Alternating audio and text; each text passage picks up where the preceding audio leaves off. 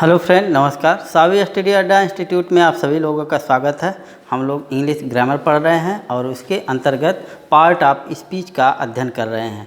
तो part of speech के अंतर्गत हम लोग काइंड्स ऑफ नाउन को पढ़ रहे हैं और नाउन के प्रकार के बारे में हम लोग आज अध्ययन करेंगे। नाउन के दो प्रकार हम लोग कल अध्ययन किए थे पिछली वीडियो में, प्रॉपर नाउन और कॉमन नाउन। तो आज हम लोग अगले प्रकार के बारे में अध्ययन करेंगे।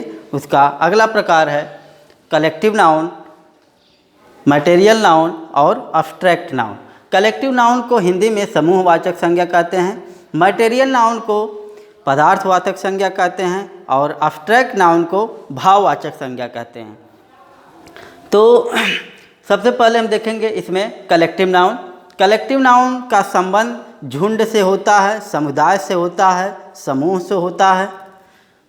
किसी झुंड, व्यक्तियों के समुदाय या वस्तुओं के समूह को कलेक्टिव नाउन के अंतर्गत रखा जाता है या उसको कलेक्टिव नाउन कहते हैं। जैसे class, army, flag, family, committee, crowd या गवर्नमेंट कह सकते हैं। ये ऐसे नाउन्स हैं जो कलेक्टिव नाउन के अंतर्गत आते हैं। दूसरी चीज़, इसमें कुछ नोट भी हैं, इनको ध्यान दिया जाता है। जब कलेक्टिव नाउन किसी विशेष झुंड या समूह का बोध कराए तो वह प्रॉपर नाउन होता है। यानी कि जब कोई कलेक्टिव नाउन अगर किसी विशेष झुंड या समूह का बोध कराता है, उसके बारे में बताता है, वह चीज़ें विशेष होती हैं, वह झुंड जब विशेष होता है तो वह प्रॉपर नाउन के अंतर्गत आता है। जैसे साइमन कमीशन, साइमन कमीशन इसको हम प्रॉपर नाउन कहते हैं। द इंडियन आर्मी, यह इसका संबंध जो है कलेक्टिव नाउन से है, लेकिन यह प्रॉपर नाउन के अंतर्गत आता है, इंडियन आर्मी। इसके साथ ही द रॉयल नेवी, ये भी आता है प्रॉपर नाउन के अंतर्गत।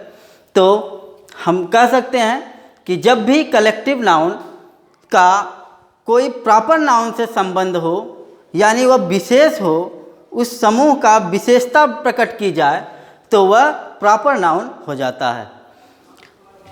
जैसे एन आर्मी ऑफ सोल्जर, यह जो है आपका कलेक्टिव नाउन है, क्योंकि यहाँ पर आर्मी का संबंध समूह से है, समुदाय से है।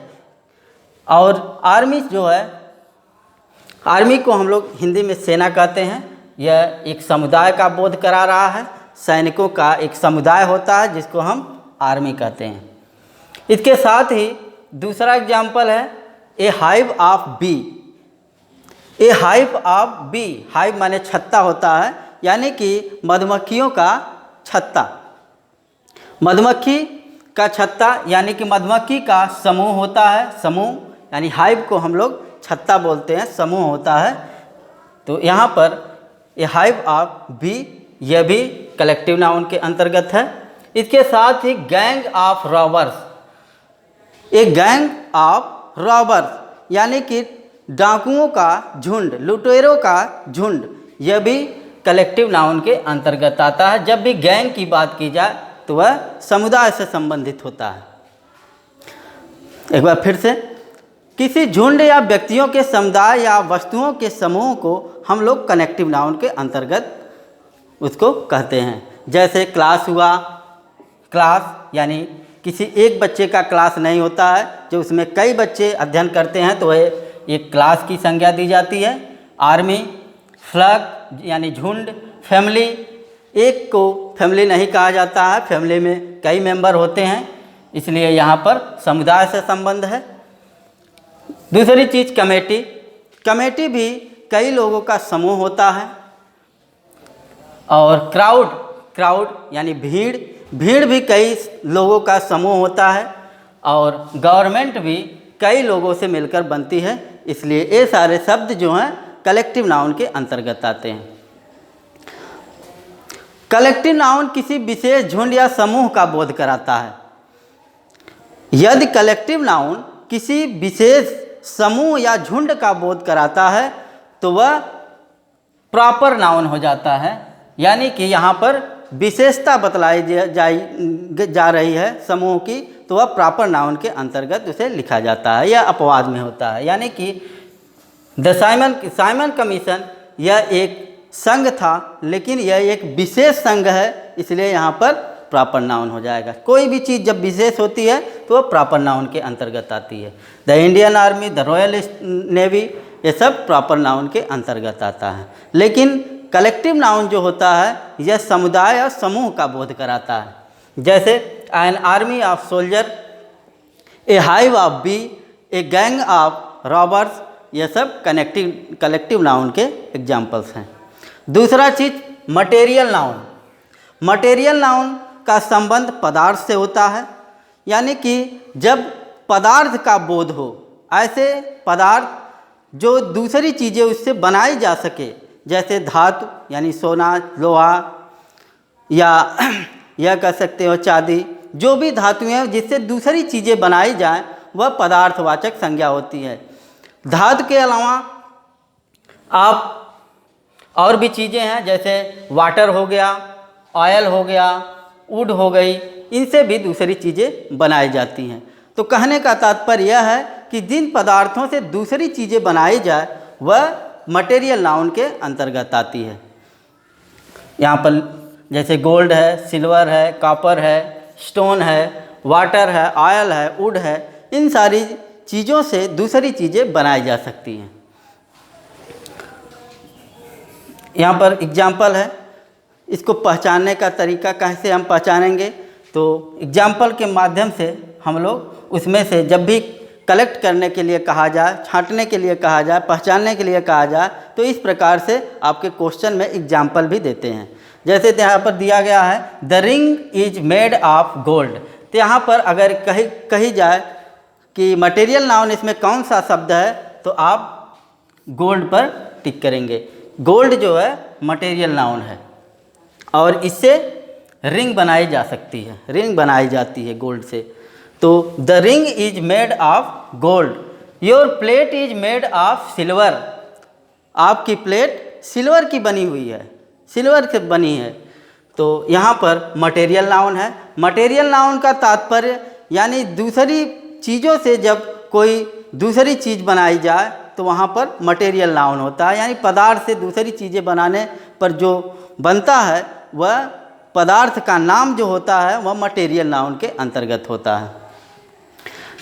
अगला है अब्स्ट्रैक्ट नाउन। अब्स्ट्रैक्ट नाउन को हम भाववाचक संज्ञा कहते हैं। नाउन के ऐसे रूप जिनसे गुण दशा कार्य का बोध हो वह अब्स्ट्रैक्ट नाउन के अंतर्गत आता है। यानी कि जब नाउन को हम महसूस करें, ऐसे शब्द, ऐसे कार्य जिनको महसूस किया जाए, जिनको देखा ना जाए, तो वह सारी चीज़ें अब्स्ट्रैक्ट नाउन के अंतर्गत आती है। जैसे क्वालिटी, क्वालिटी यानी कि गुण, गुण को हम महसूस कर सकते हैं, उसको छू नहीं सकते, उसको देख नहीं सकते, उसको केवल महसूस किया जा सकता है। गुडनेस यानी भलाई, यह महसूस करने की चीज़ है। ऑनेस्टी, ईमानदारी, यह भी महसूस करने की चीज़ है। चालाकी, यह भी महसूस करने की चीज़ है। यानी कि जो शब्द महसूस किए जाएं, जिनको देखा ना जाए, जिनको टच न किया जाए, जिनको छुआ ना जाए, वह अब्स्ट्रैक्ट नाउन के अंतर्गत आता है। इसमें कुछ नोट्स हैं। अब्स्ट्रैक्ट नाउन को देखा नहीं जा सकता, केवल महसूस किया जा सकता है। जैसे रोज़, रोज़ को हम लोग देख सकते हैं और उसको टच भी कर सकते हैं, छू सकते हैं, लेकिन उसकी खूबसूरती को महसूस किया जा सकता है, उसकी खूबसूरती को सोचा जा सकता है, वह दिखाई देने वाली चीज़ नहीं है। तो खूबसूरती यानी ब्यूटी उसकी क्या हो गई, अब्स्ट्रैक्ट नाउन। दूसरा चीज़ आर्ट, आर्ट यानी कला, साइंस, फिजिक्स, केमिस्ट्री और म्यूजिक, इसके साथ ही हिस्ट्री जैसी जो सब्जेक्ट होती है, यह महसूस करने वाली चीज़ है, यह भी अब्स्ट्रैक्ट नाउन के अंतर्गत आती है। अगला है कॉमन नाउन में यदि, इसको जो है हम किस प्रकार से कॉमन नाउन से एब्स्ट्रैक्ट नाउन में परिवर्तित करते हैं, या एडजेक्टिव से हम एब्स्ट्रैक्ट नाउन में परिवर्तन करते हैं, इसमें कुछ बदलाव करने के लिए कुछ अलग से वर्ड को जोड़ा जाता है, जिससे वह परिवर्तित हो जाता है एब्स्ट्रैक्ट नाउन में। जैसे यहाँ पर कॉमन नाउन है, कॉमन नाउन को हम किस प्रकार एब्स्ट्रैक्ट नाउन में परिवर्तित करते हैं। जैसे कॉमन नाउन का कोई शब्द है, उसमें अगर हुड लगा दिया जाए या शिप लगा दिया जाए, CY लगा दिया जाए, RY लगा दिया जाए, जिसमें जोड़ दिया जाए, तो वह एब्स्ट्रैक्ट नाउन बन जाते हैं। जैसे चाइल्ड में अगर हम हुड जोड़ दे, HOOD, अगर यह दो जोड़ दिया जाता है तो चाइल्डहुड बन जाता है। टीचर में अगर शिप जोड़ दिया जाए तो वह टीचरशिप हो जाता है। या एजेंट की बात करें, एजेंट में अगर CY जोड़ दिया गया तो वह एजेंसी बन गया। बेगर में अगर सिर्फ Y जोड़ दिया जाए तो बेगरी हो गई। तो इस प्रकार से हम लोग उसमें इन शब्दों को जोड़कर उसको एब्स्ट्रैक्ट नाउन बनाते हैं। दूसरा है एडजेक्टिव जो शब्द है, जो विशेषण है, उनमें भी कुछ शब्दों को जोड़कर एब्स्ट्रैक्ट नाउन बनाया जा सकता है। इनमें ऐसे शब्द हैं जैसे डोम हो गया, DOM, NESS, नेस, हुड, CY, ICE, TY को जोड़कर एब्स्ट्रैक्ट नाउन बनाया जा सकता है। जैसे वाइज जो है एडजेक्टिव शब्द है, विशेषण है, और इसमें जो है DOM जोड़ने पर विजडम बन गया। विजडम एब्स्ट्रैक्ट नाउन होता है। जस्ट है, जस्ट में ICE अगर जोड़ दिया जाए तो जस्टिस हो जाता है। वाइट है, वाइट में NES जोड़ दिया गया तो वाइटनेस हो गया। तो इस प्रकार हम शब्दों को जोड़कर एडजेक्टिव में हम भाववाचक यानी कि एब्स्ट्रैक्ट नाउन बनाते हैं। अगला है वर्ब में, यदि ANC, TH, ION, RED या TION को अगर जोड़ दिया जाता है, इसमें लगा दिया जाता है, तो भी एब्स्ट्रैक्ट नाउन बन जाता है। जैसे यहाँ अटेंड है, अटेंड में अगर ANC अगर जोड़ दिया गया यह शब्द तो यह अटेंडेंस हो गया।